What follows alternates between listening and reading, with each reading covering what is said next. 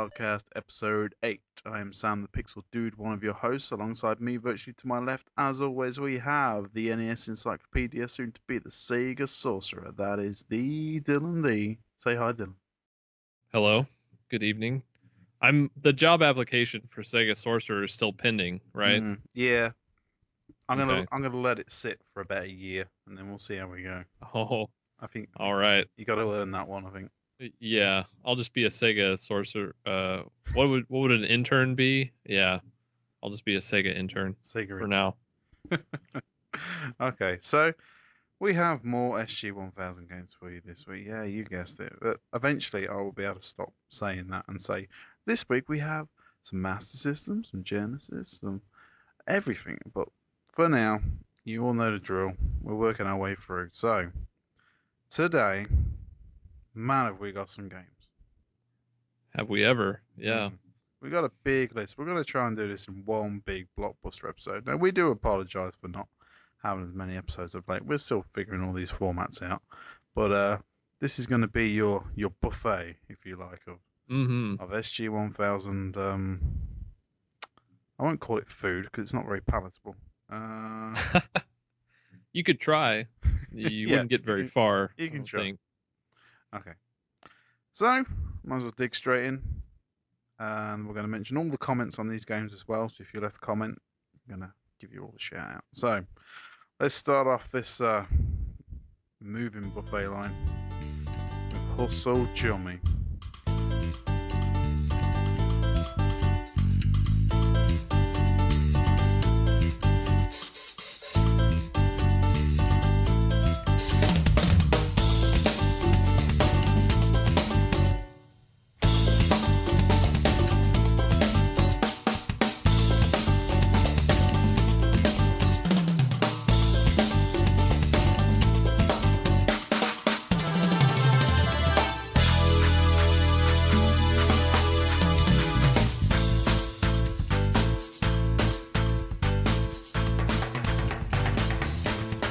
Would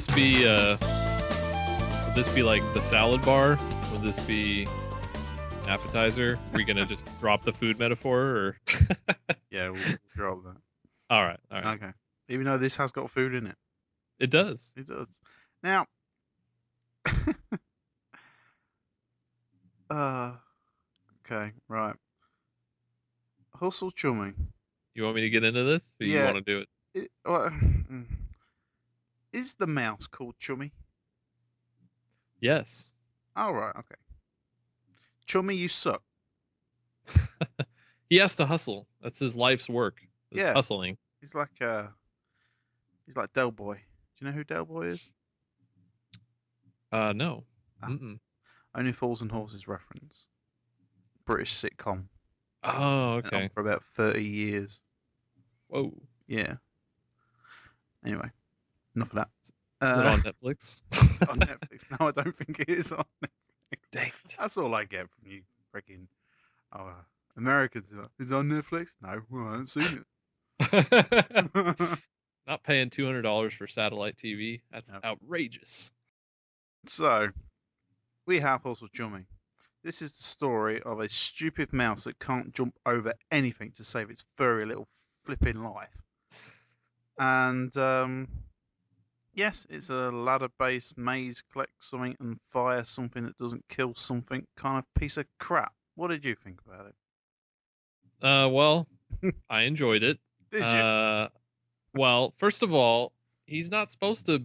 His jumping ability is more just to, in my opinion, just get him where he needs to go quicker. All right. Because he basically the premise is that you, in these levels, you collect whatever kind of food is laying around. In some levels it's like ribbon candy, and then some is like, half-eaten apple cores, that sort of thing. Get a damn job,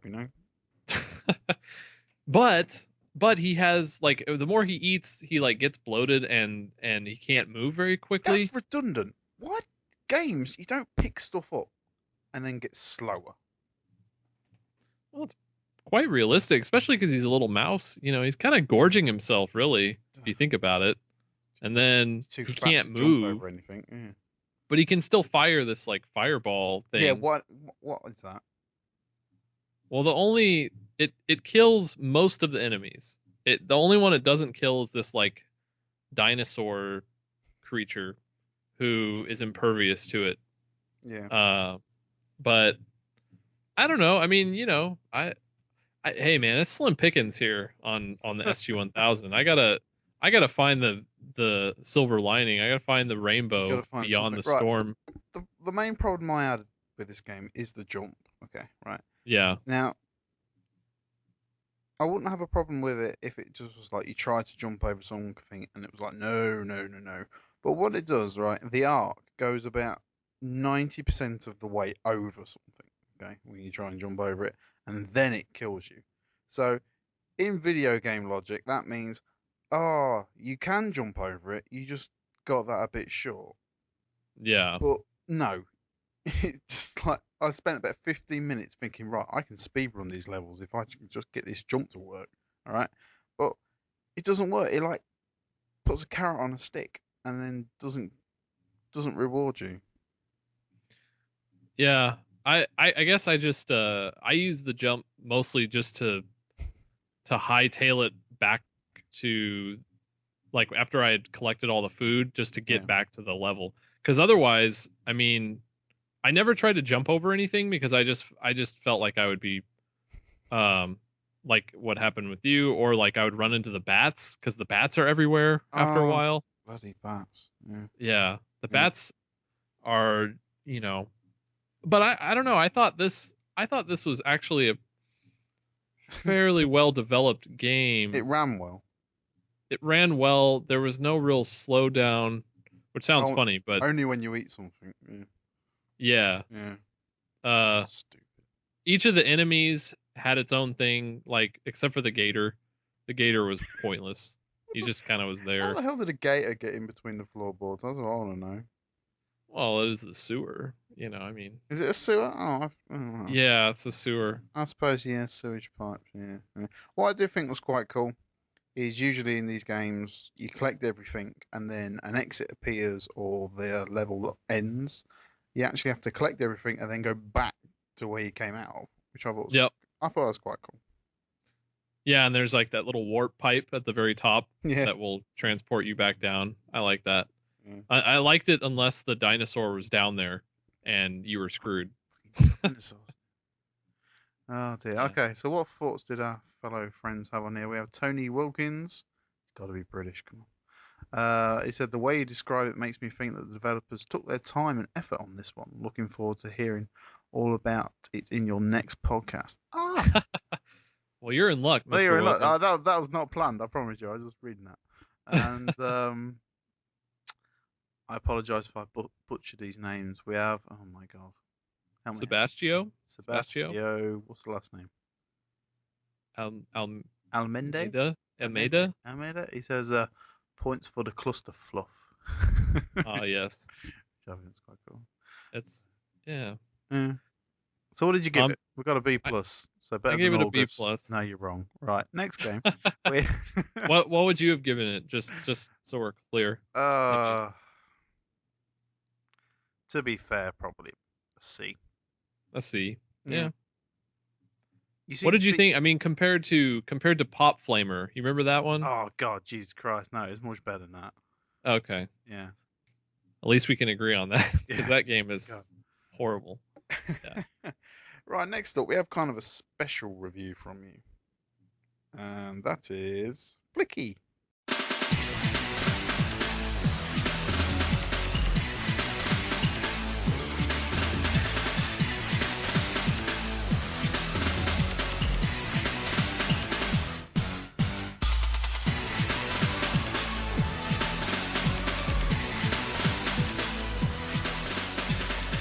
Clicky. Now, tell us what you did special for this review. This Well, is the first time you've done this, and you'll probably do this again as well for some upcoming games. But this was the first kind of special review. This is the first multi-platform review. So what that means is that I'm sure this will be happening a lot more in the future, is if a game is on several Sega consoles, I will play every version at the same time. Right. Um, We have not discussed this, but okay. we have not discussed this, and I apologize. This was in my head, not in Sam's. Uh, so now that you know, yeah, but it just made sense to me because otherwise I've just got a bunch of the same reviews for the same type of game, and I know there are some games out there where, for example, the Genesis version is different than the Game Gear version. Like a lot of the Sonic games are like that, you know. But so those will get their separate reviews because they're separate games. But Flicky is the same all across the board, and but you know, there's going to be games like NBA Jam, the big ones, Mortal Kombat, where they were on several systems. I'm just going to review them all at once. So we have the SG-1000 version, obviously. Then we have the Genesis version. Then we have the Mega CD version, and then we have the Saturn version. Now, your marks for these different versions vary very drastically. We got everything from a D- to an A-. Yeah. Yeah. Looks like is the Saturn version and the Genesis version identical, or are they like graphical? Saturn's a bit crisper and it has better audio. You'd hope so. Yeah, you would hope so. I like the Genesis version just as much because I like the control a bit better on that one. Right. Or I shouldn't say that. I think the control's about the same. I guess I just like the feel of the Genesis version. The Saturn one is just one in several games on the compilation disc, Sega Ages. Sega released a bunch of these like compilation discs in Japan, of course, only because nobody cares in America. No. So yeah, and then the SG-1000 version is just trash. It doesn't play like any of the others. It feels like they didn't take their time with the controls. I don't know. Did you play the SG-1000? I played the SG-1000 version. Yeah, that's a pot of crap. That really doesn't. I had real problems getting back. Right, like jumping, right, from platform to platform, just jumping. Like, I could collect the birds fine. Getting back was virtually impossible. Yeah. I don't think I actually did it. I may have done it once, but it's not just the jumping though. The patterns, like the enemy patterns and stuff, were just like, what? They're relentless. Oh, and it's like first level, easiest setting. It's like, this is real? There was no enjoyment in it. Even like trying to outwit the enemy was like, no, you're just here to screw me over. This is not a back and forth battle. This is just you're just gonna you're coming for me and that's it. Yeah. No, the SG-1000 version is very unforgiving, and it strikes me as strange because this is like one of Sega's flagship games. Yeah. From '84. You'd think they would have taken their time to make it great. I mean, as good as they could. So, what's your basic objective in Flicky? On Flicky, you are a little bird who is trying to collect her birds that are scattered throughout this stage, multi-tiered stage, and you collect them. You can't fly, but you can jump pretty high, and you collect them just by attaching or by jumping through them. Basically, it looks like you're going to jump through them, but then the birds will attach to you, and there's these two cats that try and come after you, and you have to avoid them. But you take the birds back to this exit doorway, and they're collected there for points, and then once you collect all the birds for that stage, then you move on, and it just goes like that until you die. So it's really I think this is one of Sega's first. I don't know if I'd use the term great, but certainly like really well playing arcade games. It's not really remembered that well today, I don't No. think. But It's one of those games people know. It's like Congo Bongo. People know it, yeah, but they don't know what it is. You know, it's just yeah, like a subconscious, like like we know of it, but not what it is. It's one of those grassroots kind of video games. yeah. And the Flickies did go on to star in the Sonic games as well. Yeah, I was gonna say that's where your little gits came from. Yeah, You're it's responsible for Sonic 3D. yeah, which I claim is a Flicky kind of sequel in a way. Ooh. Uh, in the review, I don't know. Mm. People can disagree with that, but if you've ever played Sonic 3D Blast and then played Flicky, then you know that they're very similar. Although obviously, 3D Blast is with Sonic and it's in an It was isometric it was just 3D. called 3D over here. Did you know that? Yeah, Flicky's Island, right? Yeah. Yeah. Stupid. But, right. Oh, we'll get there. Oh, we'll get. I used to have massive arguments with a kid at school. He was a Sega kid. I was a Nintendo kid. We used to have like his main argument for the Sega being better was Sonic 3D. What? Yeah. Oh, it That was a was a pure graphics whore. He was. He really was. But it's like, no, yeah. it's not 3D. And it's like, do your eyes not work? It's like, no. Trying to explain what like true 3D was to a 10-year-old was just like I knew because back like my father's background and that was in 3D. But I know what true 3D like the cameras move and you can see, you know. And it's, no, it's real 3D. Oh God. Yeah. Oh God. It brings back memories. I'll name and shame him one day. Okay. I want to find him and make sure he listens to it. And then Oh, there you go. and then we'll go for it. Okay. I'm coming for you, Daniel. Right. So let's have a look at some comments. So did you like Flicky though No, as a whole? no, No? no, Not a Flicky fan. no, not a Flicky fan. Flicky. Right. Fiery Rain gave us a nice comment. He also commented on your Sega VR glasses on your avatar. Yeah. Did you find out what that was? Are they? No, I never found out. You should. I said I'd have to ask the artist. Mm-hmm. He knows who he is. It's my cousin Jesse. And Cousin Jesse. but I almost don't want to know. I just want him to be there. Oh, I don't want to know. Why? I mean, what's the point? Like everybody will know and then it won't be what they want it to be or, you know. It's like the Matrix. Yeah. Okay. Then we have a comment from Soot. Or SUT, I don't quite know what the name was going to be. It says, great idea reviewing all the versions in one swoop. So he liked that idea. Says going over old ground later. You may have been mindful later as titles like Sonic and Shadow Dancer vary greatly between the systems. Yes, we covered that. Yep. Where's my mouse gone? There we go. We've got a Sean697 action.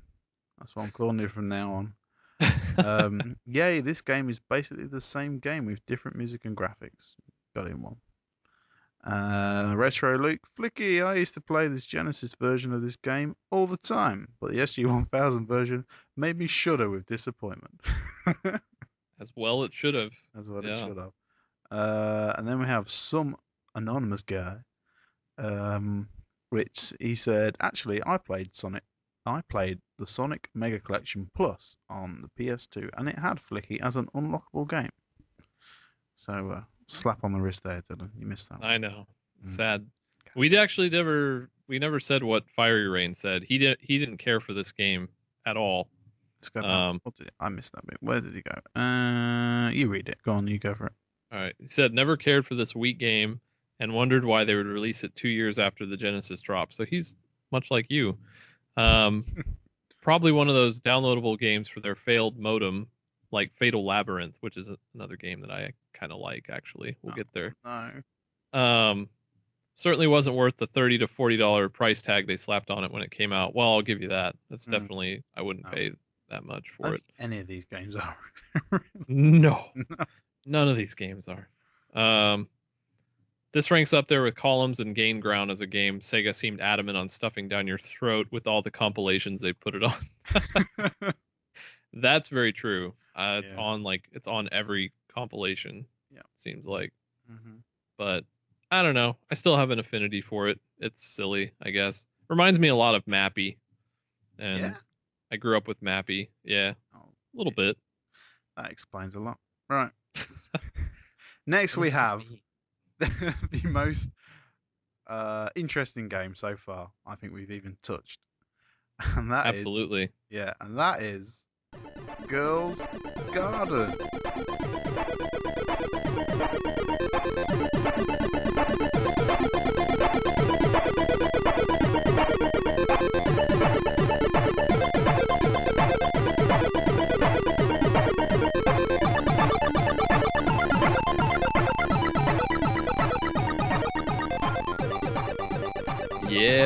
Yeah.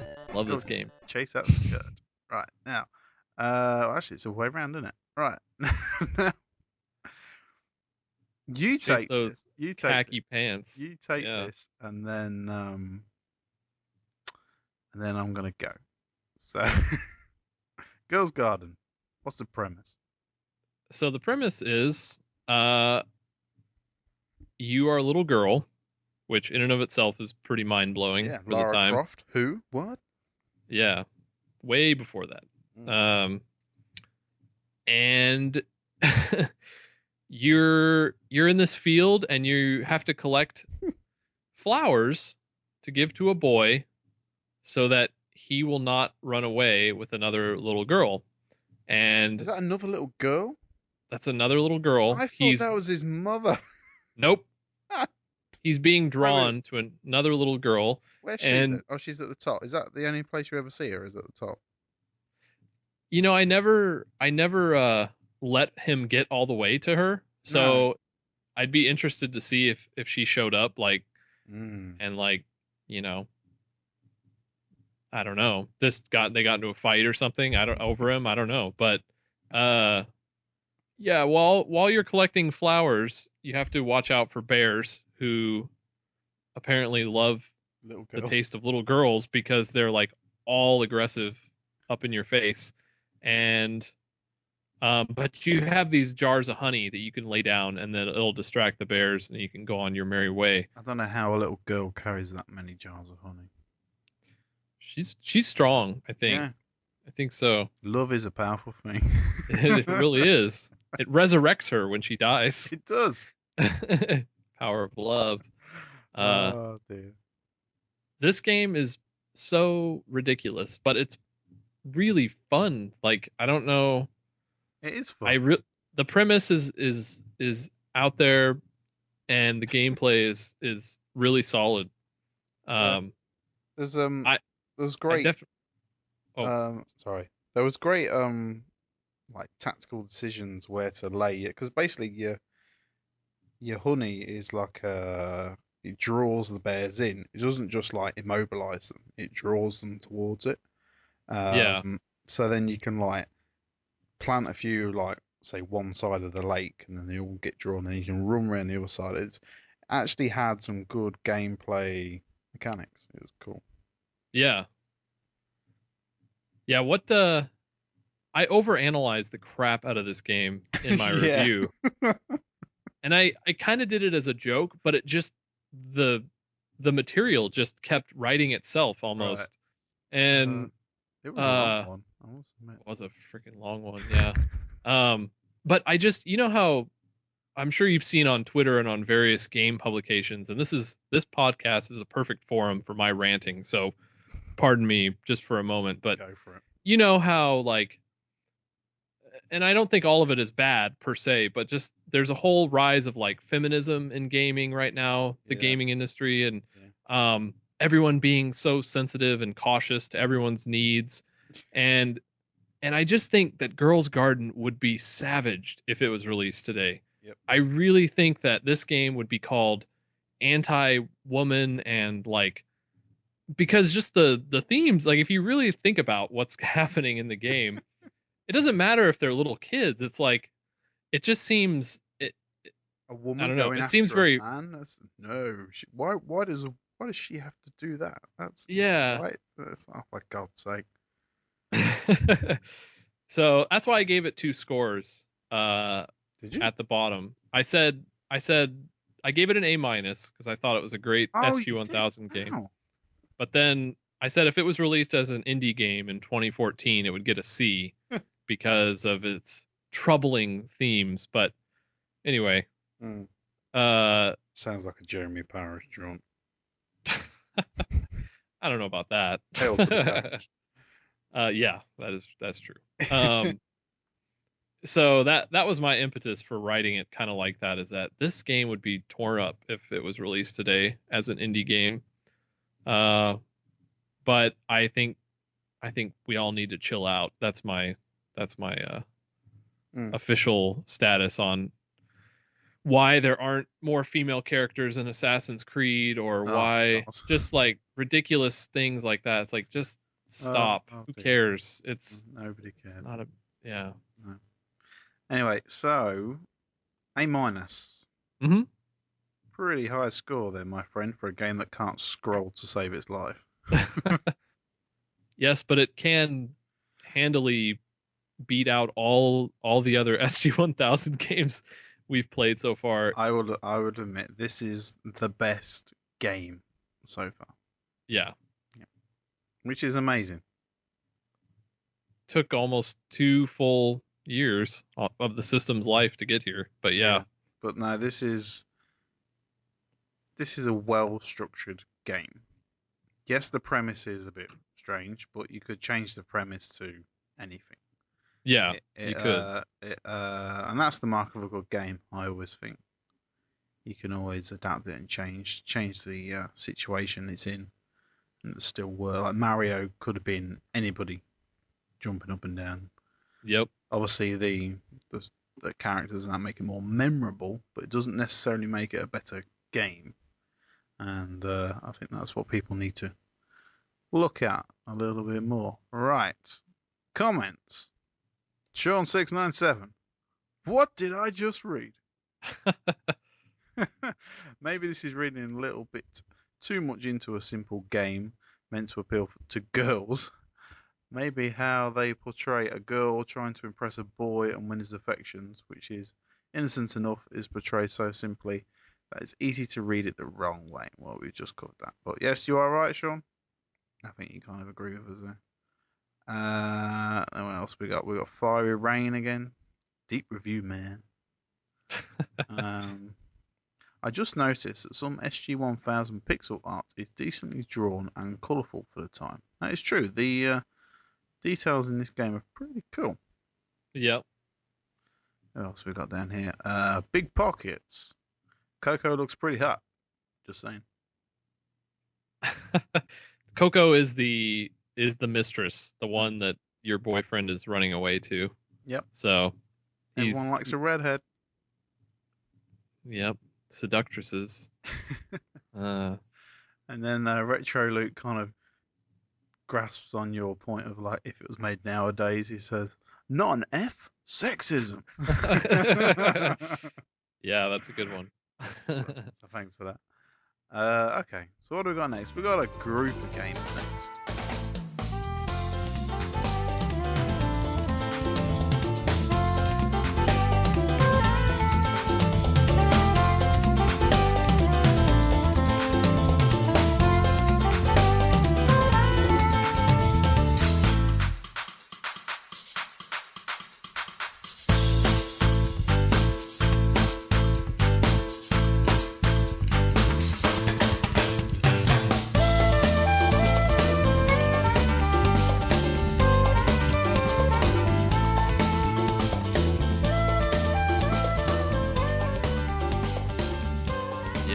Multivision. More Multivision. Games. So, what have we got first?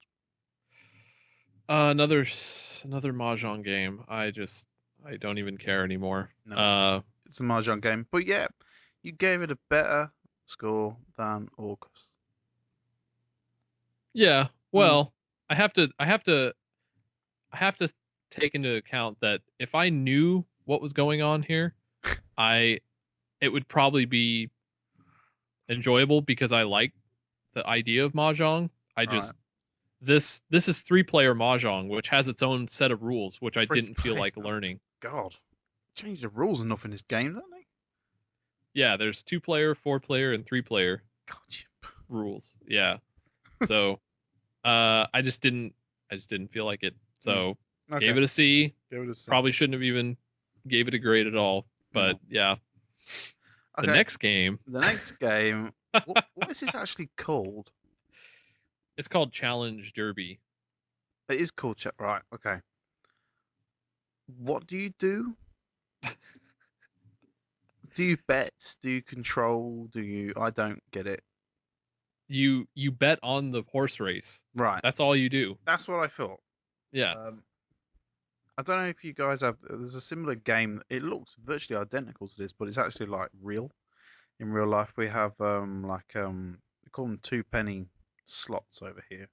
Mm. Basically, you stick your 2 pence coins in, and the horses like go, and then if you're whatever lane you bet on, if it wins, you get like twice as much back.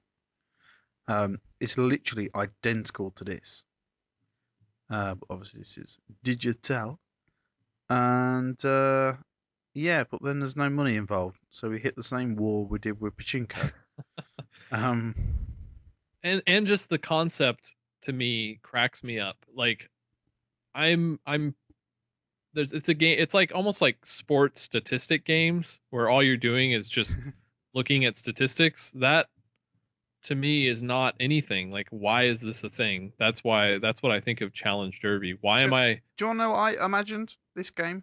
Okay, yes. I think there was possibly 7, maybe 8 times this probably ever happened in with this game. But I imagine this game in the front room of some hip, young, Japanese 80s bubble businessman, and he's got all his friends round and they're having cocktails and they've got their Walkmans and they're having a great 80s time and they have this on the TV and they're eating Doritos and oh look how American we are. We're watching the horse racing and they're betting on this in the house and they're having a great time. And that's what I imagine this is. It's WiiWare. But Mm, yeah. That's I could say, can't you see that? The grey suits. yeah, that's the only way I could see it Yeah. is if this was a party game because really anything could be a party game and this is definitely up there. I mean, it would have to be. It's brilliant. You can imagine all sit around a telly and they're all place the bets and they just press the button and off it goes. Yeah. Yeah. And they're just like, yeah, yeah, I yeah, think, oh yeah. I think we should stream this. Oh, no. Yes, the people could put bets on in the chat. In the chat on Twitch. Oh, Hey, we could link it up to PayPal and we could be in, my friend. yeah, we'll be the mediators though. Everybody pays we're us. just the middlemen. Yeah. Yeah, and we'll rig the race, of course. How the hell can't read the fucking title screen? Let alone rig the. Right. So what do we have next? It looks like a golf game with ladies in mind. So you want me to? I'll say the whole name here. Go for it. Okamoto Ayako no match play golf. Ayako Okamoto is a very famous in Japan female golfer. Oh, really? Yeah. Okay. So, but that her rendition of the rendition of her on the cover is just horrendous. Oh. I don't even know. Like, I hope she sued like to against this because it just makes me want to. It's really. That's why I said I'm with the bird on this one because that's how I feel. The freaking flicky bird is there as well. Yeah. Even the carp in the in the water. Like, oh my god. Yeah. Did you Did you give this one a shot? I gave it one shot, literally, and went nope, and then turned it off. Yeah. Yeah. Yeah, I didn't figure out how to swing the clubs at all. Oh, I did. Did you? Yeah, but I can't remember how I did it. I just pressed everything and it went. Because I was just mashing everything, and then it went, and I went, I have no idea how I did that, so I just turned it off. Hmm. Yeah, I So hang on a minute. actually. Whoa. Right, we got a problem here now then, my friend. Okay, right. So, we've given this a C minus. We have. What did you just say? I couldn't figure out how to swing it properly. Okay. Because of the meter. Okay, It's the swing meter. So now, a game you can't even play gets a score that's equal to August. Yeah, I could play Orgus and it sucked. I couldn't play Okamoto because I couldn't figure out the swing meter because I can't read Japanese. But see, the swing meter I think is probably decent. You just have to know what you're doing. But I couldn't know what I'm doing. I'm gonna let the comments decide that one. Okay. Comments for episode 8. Comments what? Comments I don't think many people commented on these. And for good reason. No, comments for episode 8. I want your is Orcus a better game than Akadino, Jikadino, whatever the hell it's called? Okay. All right. Yeah. Don't say it is. Don't do it. No. Don't give him the satisfaction. See, if you'd just given it a B, this would have gone away.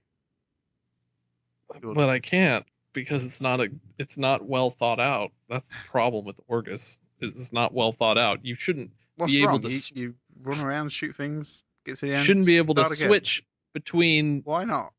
Both because why do you even have the option of playing as the robot if the robot screws you over? You're the pussy that can't play the game in the spaceship, right? You can't handle the speed, so you have to switch down to a robot mode. No. I played it in the ship just fine, so but then there's only it's not even exciting. There's 2 enemies that come on the screen. You blow them up. There's a brief pause. 2 more come on. You blow them up. Brief pause. I mean, it's so it's so by the numbers, man. There's nothing to distinct. It's like you remember Starjacker was vertical shmup that had just bombarded you with crap. And that was, a year prior. I'm not saying it's the most fantastic game ever made. I just think it's not C minus. Oh, okay. All right. C minus seems to be your de facto score at the minute. Well, Orgus is much better than this next game. I have no idea what this is. Space Mountain. Space Armor. Sorry. Yeah. It's another space game. It's, I like the Action 52 reject. Brilliant. I have no idea what was going on. No? No. What really confused me is the backgrounds, because so many of these games were going for an isometric thing, and it kind of how you could isometric. I don't know, but they did it. It felt like that somebody was slowly pushing an isometric layout onto the screen. It felt like it was like a shuffle. Was drawing it as it was. Drawing it as it was happening. Yeah, animating it. It was the scrolling is so bad. It's one of the worst games I've ever played ever, which is why it got a F minus. F minus. Wow. Horrible. That is horrible. The worst score so far. F minus. I just hate it. That's enough of that. Right. Now we have what's it called? 007 James Bond. Yeah, I like this one. I like this one as well, but there's a bit of a problem with it. Okay.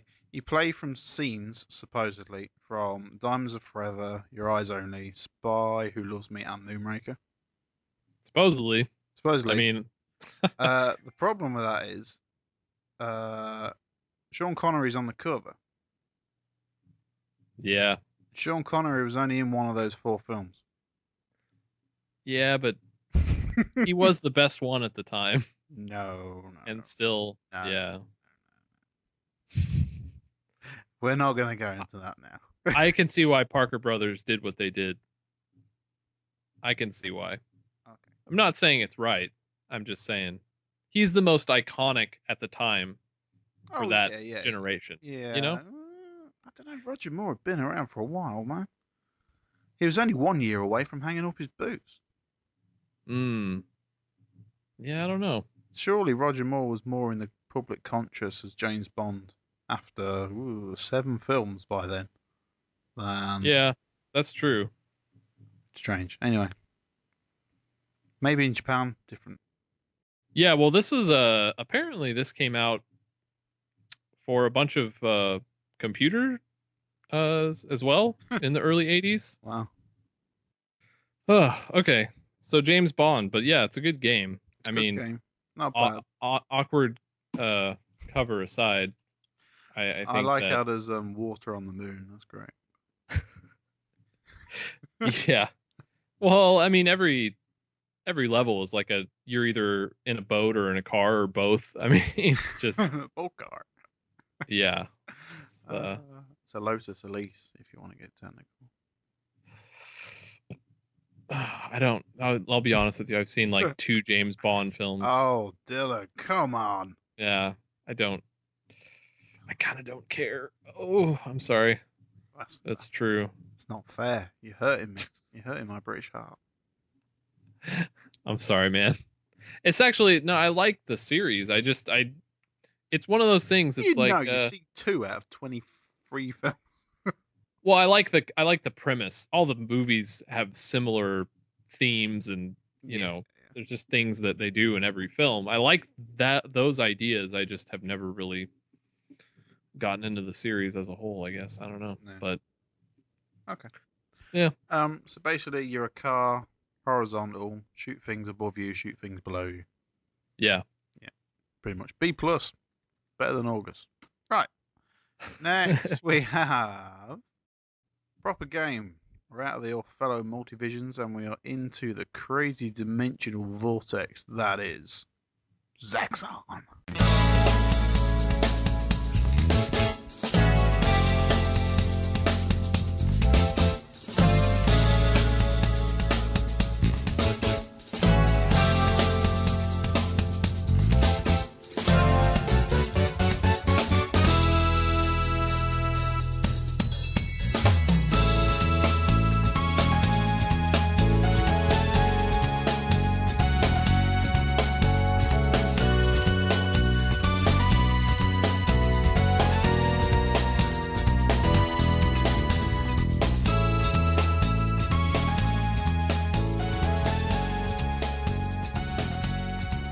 And we're into 1985 now as well. Hooray!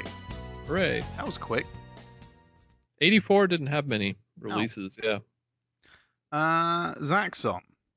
Now, Zaxxon was also released on Master System. 32X. No. These are different, slightly different versions of of Zaxxon. Yeah. Based roughly around the same thing. Right. Okay. But I didn't review them in this review. Did you manage to play the arcade version? I did. Now, this was a big game at the time. Mm-hmm. Explain why. It's the first isometric game ever. Well, I should say it was isometric, but they called it axonometric, hence, which just rolls off the tongue. Beautiful. But that's why that's called Zaxxon, because of the axonometric projection. Oh, okay. Cool. Yeah.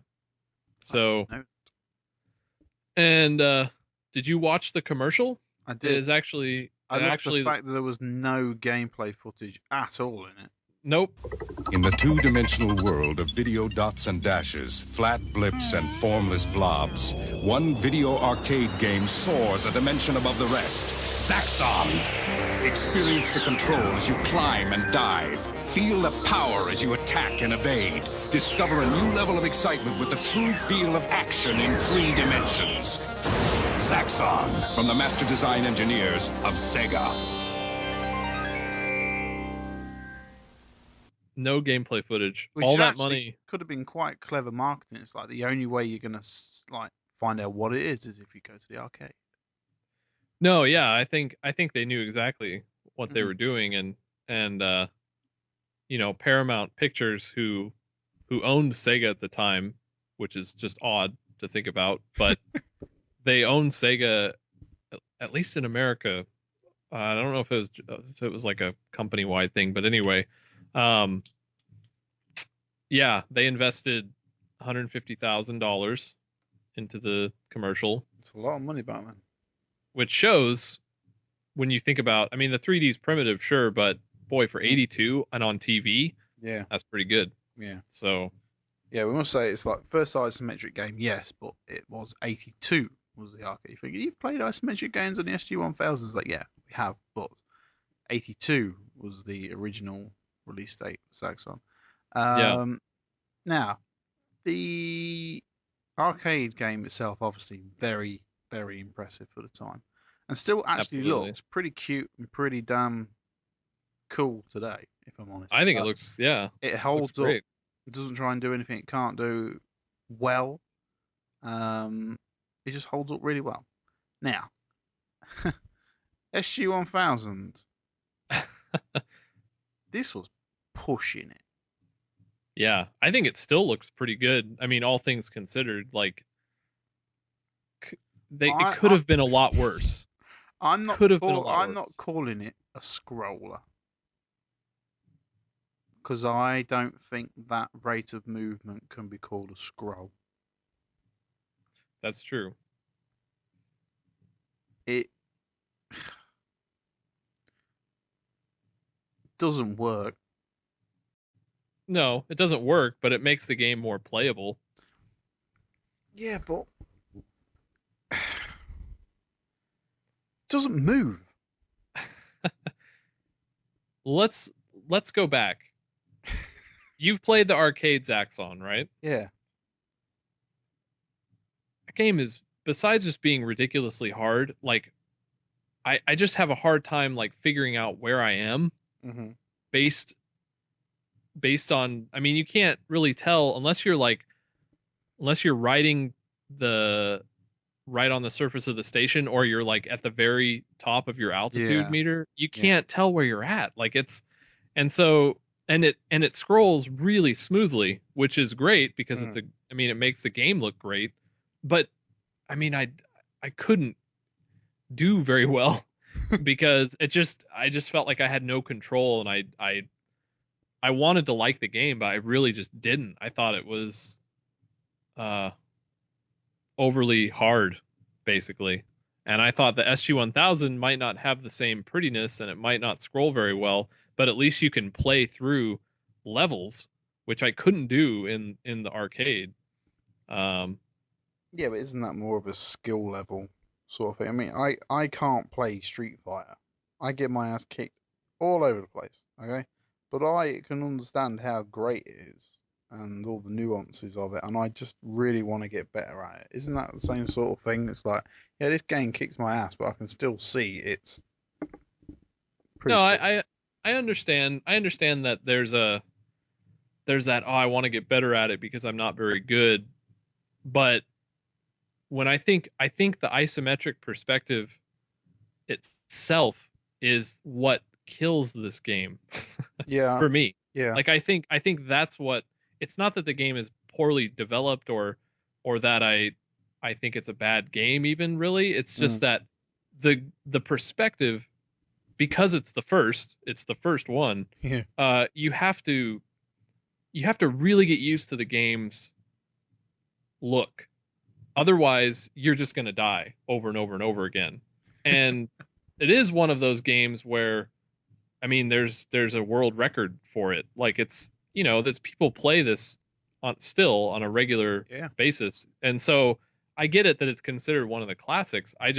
it's not a game that makes me like, oh, I want to get better at this game. No. It doesn't inspire that kind of feeling in me like Street Fighter, you know, does for you. That's just me.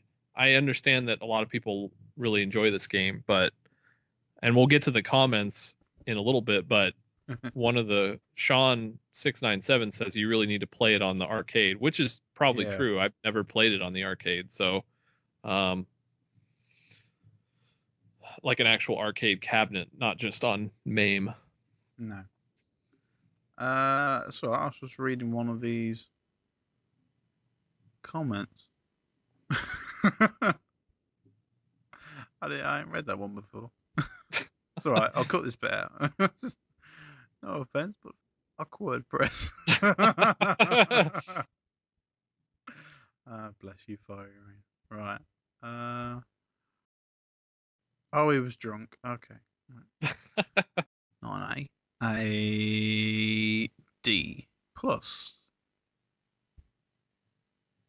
Yeah. Which is probably what I'd have given it. Yeah. It's still not good. Don't get me wrong. The SG-1000 port is not good. I'm impressed though with the just purely visuals. I'm impressed. Yeah. Yeah. And that's probably why it took 3 years to port. This must have been quite a big cartridge. Yeah, 32K cartridge. Yeah. Yeah. Yeah. That was quite impressive. Their Sega, quite impressive. Okay. Now, next game. Champion Pro Wrestling. Yeah. Yeah. How about that? About that, yeah. This is just a hack job. This game is similar. Horrible. Well, no, is what? It is Champion Pro Boxing. Basically, yeah. Yeah. But with the animations changed to wrestling poses. That's it. You still cycle through your commands the same way. You still execute them the same way. The crowd is identical. Yeah. I think, is the ring identical? I can't remember. I think. Well, no, I don't think so. No. I think the ring is different. Yeah. But it's terrible. I actually quite enjoyed Champion Pro Boxing, but I didn't enjoy this at all. I couldn't get anything to execute properly. No, it's because when you select a move and then you execute the move, you have to select it again to do it again. Whereas in Champion Boxing, the move would stay highlighted, so you could just use it over and over, which would have made sense for this game too. They copied everything else. I don't know why they couldn't do that, but so unfortunately, there's not a lot to say about it because it's just exactly the same, but changed for wrestling. I mean, the graphics are pretty cool, and the animations are pretty good. But I couldn't get anything to. I couldn't do anything. I got off a couple moves, but the luchador is much stronger than you. So yeah, you know, you can. I pile drived him and drop kicked him a bunch of times, and his stamina was only halfway down, and he'd do the same to me a couple times, and I'd be done. Like he would pin me, and I'm like, wait, whoa, hold on, my stamina bar is still up, and I don't know if I was doing something wrong or what, but he just seemed a lot stronger, and I was playing on the easiest setting. Yeah, I was on easy. I didn't dare try anything else. No. We've got some comments. Sean 697. Wait, you have to select your moves? That sounds horrible. Guess what, Sean? It is. He was like, why? Why did it do that? And you just said because Sega hates children. Which they kind of did. Jed Pressgrove. It was almost painful to read about this game. The selecting moves mechanic reminds me of this really terrible segment in the RPG Always Sometimes Monsters. You ever played that? No, it's an indie game. Right. He's big into exploring indie games. I like his style a lot. I like his reviews. But indie games? We'll talk about them some other day. I think we've already we've already talked about them enough in the other podcast. Yeah. Oh boy. Hi, Sven. Right. What do we got next? Oh, that's right. We got a game I liked. Where This is game's it? awesome. This game's brilliant. We Yeah. have GP World. GP World.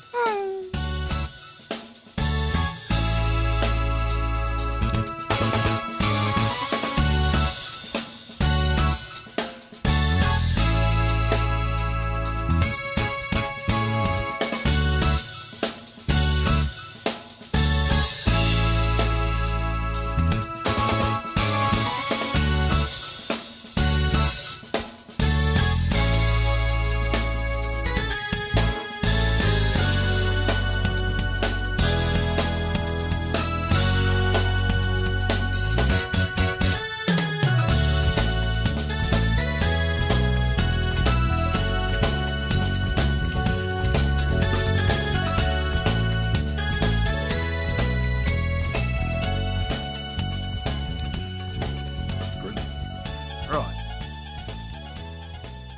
This game is kick ass.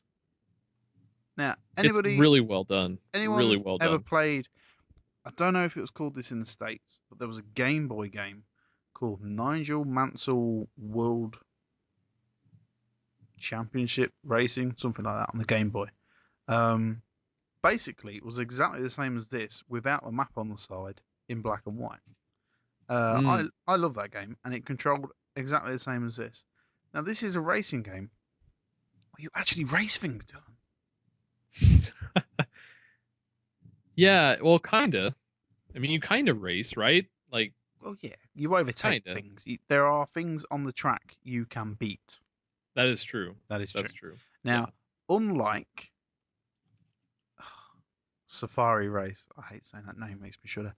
Unlike Safari Race, you accelerate and you get to a certain speed and you're like, where the hell am I going? And then you have to press a button and you have no idea what's going on. This actually gives you the gear shifter on the side from high to low, which is cool. So you got high gear, low gear, go fast, go slow. Why the hell you need the low gear? I don't know. I think Guess that just to just start it up. show. Yeah. Yeah. But you don't really need it because you never stop. No, No. you don't. Control. You can go around corners when you tell it to. That's called control Safari Race. You can brake. You can drift. Yeah. Kind of. Kind of. Sounds are really cool. The explosion animation is sweet. Actually, Dynamite. Dynamite literally looks like someone's blown a crater in the track. Multiple tracks. Track editor. Oh boy, that track editor. Now, I didn't play with this because I had read your review first, but what was that like? It was kind of addicting, even though it sucked.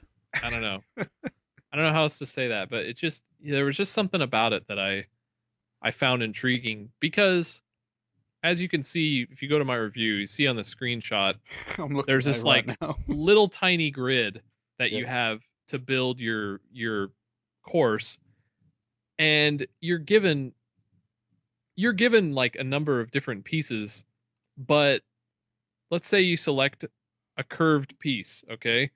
Well, depending on the curve, you're then given a couple different options. You can continue to curve it, you can straighten it out, or you could do this like weird curly Q thing.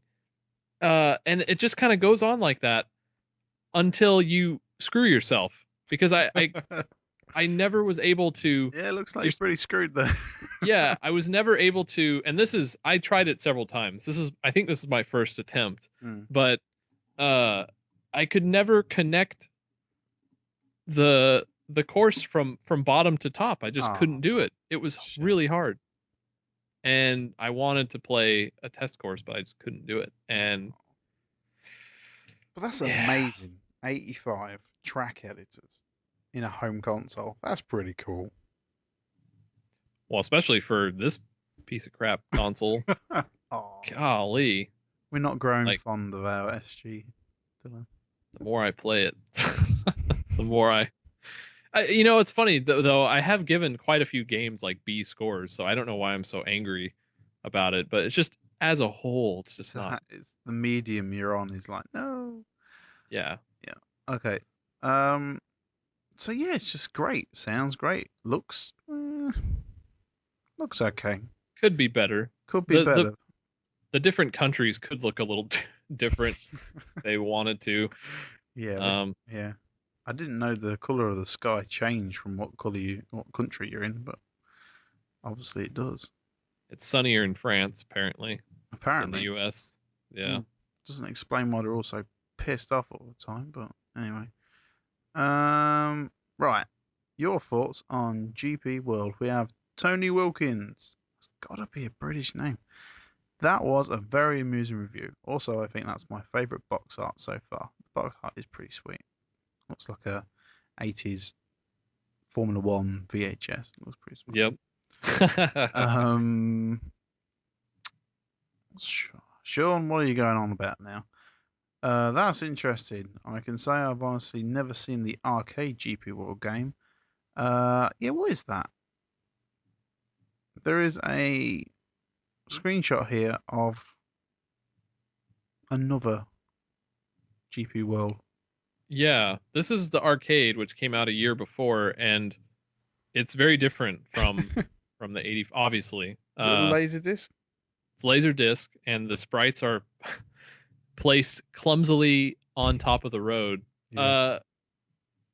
People in the review or people in the comments are saying this looks good, but I disagree. Yes. I think it looks silly. I think it looks like the 80s. It's very 80s. It's endearing, but it's not I don't think I'd like to play it necessarily. No, I don't. You can't play it on MAME, but you can find some YouTube footage of the arcade, and it's Lovely. It's a sight. Right, Retro Luke says, a truly elegant piece of writing. Good show, sir. The level editor frustrated me immensely, to the point where I didn't actually manage to complete a test track, as you said. Yeah. Other than that, the game, this game was, as you have attested to in your excited review, pretty good. Yep. Pretty good. Now, who's this? Shen Nung. Sheng Nung. Sorry. Yeah. I can't speak. Naturally, Canada has the easiest course layout. Why is that naturally? I don't get it. I don't know. I was just being a jerk. Yeah, That's all. the Canadian Formula One track's actually one of the best in the world. It's very good. Circuit de Gilles Villeneuve. It's on an island. It's very good. Oh. Hmm. I need to revise that then. I was just kidding around. But Canada does have the easiest course layout in the game. Yeah. Yeah. Oh, it's a pretty easy course. It's not. Oh, okay. Yeah, it's just really fast. and Gotcha. there is always an incident. It's really good. No, it's an easy course. It's pretty easy. Right. Also, we have Corey Woodrum, new name to me. Wow, that laserdisc stuff looks amazing. No, it doesn't, Corey. I don't Go know. to the opticians. I don't know. I could see how it could, but it's not really my I think cup it, of I think he tea. means amazing as in, wow, the 32X was amazing. Oh man, That gun. 32X. 32X. I can't wait for that. I know, me too. I'm gonna buy one. I think Oh, please don't. all the things You that gonna- I've got everything else. I haven't got a Well, then- 32. Yeah. It's Well, good then you ex- should. It's a good excuse. Now, last game today. Brand new one too. Just posted it. This Sorry. this is this. This right. I'm not going to joke with you, Dylan. Right. I wouldn't expect you to. I- So yeah. Don't know what's going on in this game. Well, Now, yeah, I did. I haven't read the review. I can't read anything in the game. There are no instructions I can find in English. The box art doesn't give me any clue No. at all. Help me. Okay. All right. So let's say you're in Sam's position, listeners, and Which you will be. which you might be if you don't read the review. But I understand. I did post this literally like a couple hours ago, so I get it. And I did a lot of research on this one because there's a lot to talk about here. But basically, we'll start from the beginning. The game was released in Europe and America as a game called it's called Mikey. And Really? yeah, it's a Konami arcade game, and it was ported to a bunch of European computers like is it the Amstrad? I don't know if that's how you say it. Amstrad, and then the Commodore 64, but only in Europe. And couple other ones. But basically, in that version, you're a high school student who's trying to get reunited with his love. And is that what you're trying to do? Well, in this version, no. Well, in this version, yes, you're trying to get reunited with your love, but you're not a high school student. You're a first year business employee. And if you look up, they changed it, and it's ludicrous. The changes are dumb. Like, I don't understand why they did that, but so in the first level, which I'm assuming is as far as you got, right? Right. Yeah, because it's hard. If you don't know what you're doing, you don't know what to do. So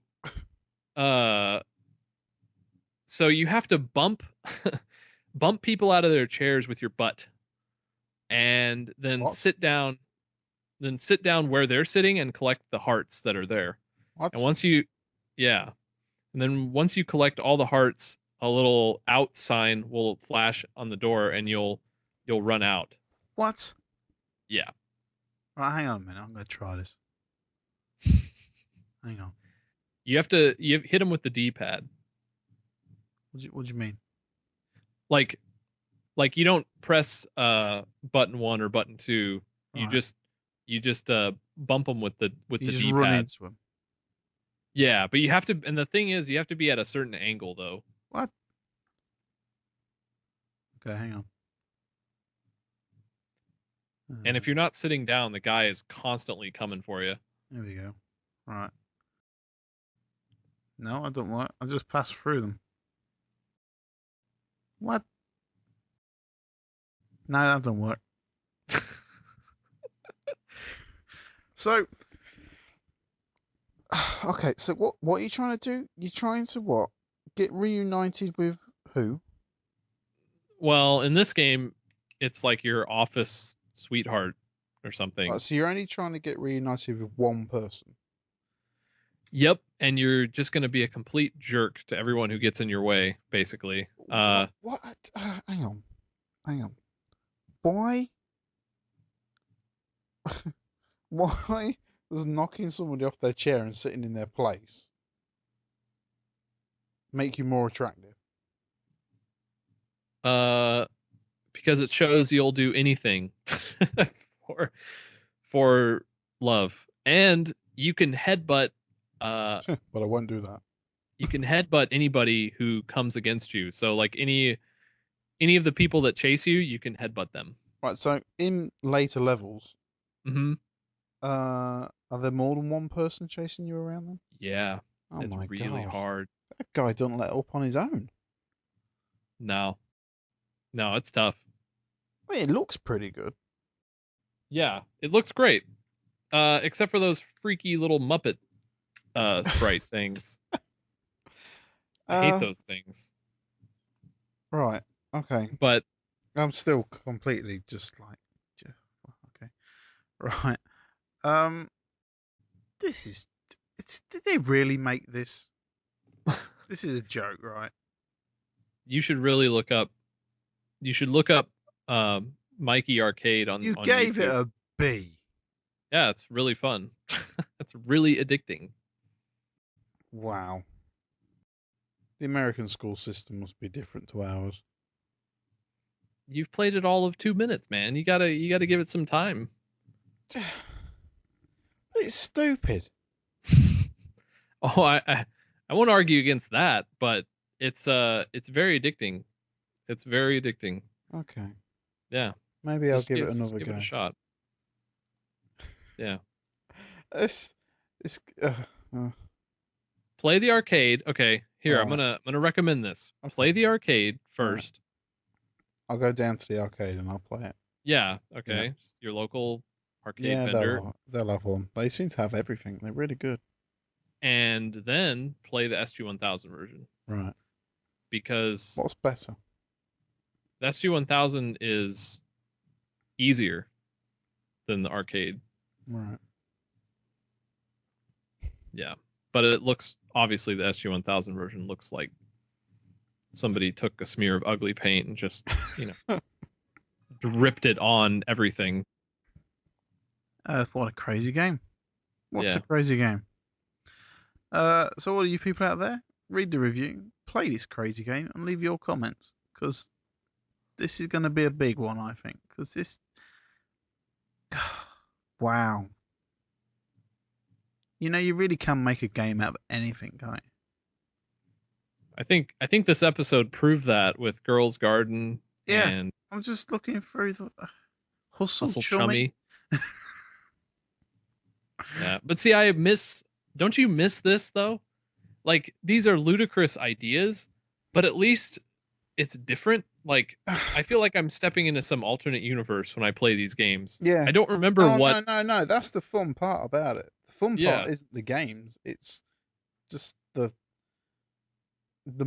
getting into the mindset of the people who were playing them at the time and the people that were making them. That's the fun bit. Yeah, and they couldn't have been that expensive to develop, right? Because they just pumped them out. And like, now you can't. I don't know. This is my indie games rant. All right, 2 rants for the price of 1 episode. There we go. Indie games feel like they're trying too hard to be clever and quirky. Not all of them, but a lot of them do. Yeah. And these games are effortlessly weird, if nothing else. Like, even if you don't like their gameplay, No. they are effortlessly weird. It feels like you'll laugh when you think about like what the game entails. Yeah. But it just makes, I don't know, it just like makes some sort of weird sense. The more you play it, you're like, yeah, okay, fine. But indie games just don't. They're just not that. They're not that cool. No. Sorry. I think it's the difference between being inspired and being enlightened. So are you saying that those indie game developers are enlightened? No, Or I'm saying they're inspired. they're inspired by these types of weird Well, no, things? they're in like indie games. Obviously they're not. I'm not doing them a disservice, but they're not professionals. Right. That's why they're indie games. Right. Okay? Right. So if you're not professional at this, then it's not your job. It's not what you do. So you take inspiration from other things. You put things together. You say, oh, I like that. I'll change it a little bit. I'll take that, but do this with it. If you're enlightened, if you have a sudden urge of inspiration and you're good at it, you think of these things on your own. And that's where the real innovation comes from, is new things. I think indie games change too much. They don't make enough. Some do. Very few. But they always just get snapped up straight away by a publisher anyway. Right. So, and they would have. If they'd taken that idea to a publisher, it would have. I don't like these people who say, oh, think of an example. I can't think of an example now. Minecraft. Minecraft wouldn't have been picked up. Minecraft would have been picked up. Right? It's just the guy wanted to do it on his own. Right. Okay, it's nothing to do with, oh, it would never have happened. No, they would have. They'd have seen it. These people don't have these jobs and get paid stupid amounts of money for no reason. I know people don't like it. Oh, anti-establishment, all this, bring down the boss. It's no bollocks. Most people get paid shitloads of money because they deserve it. I know people Yeah. don't like it, but it's true. Well, and I think too, like what you're saying is, you think about genres back in the 80s. Yeah. The arcade There were genre. none, really. Well, there weren't really any, but the ones that were there, like once a developer had like kind of fallen into something great, kind of like platforming. Yeah. Well, all these other developers took a shot at platforming. Yeah. And a lot of classic things came from it. Mm. Indie games are almost like they're too volatile. Yeah. Sometimes it's like they don't stop to develop an idea or a central style of gameplay. They just want to be weird and quirky and not normal, which is fine because what is considered normal in the gaming industry, I'm not a fan of either today. but at the same time, the best indie games, such as they are, stick to something and run with it, I think. Yeah.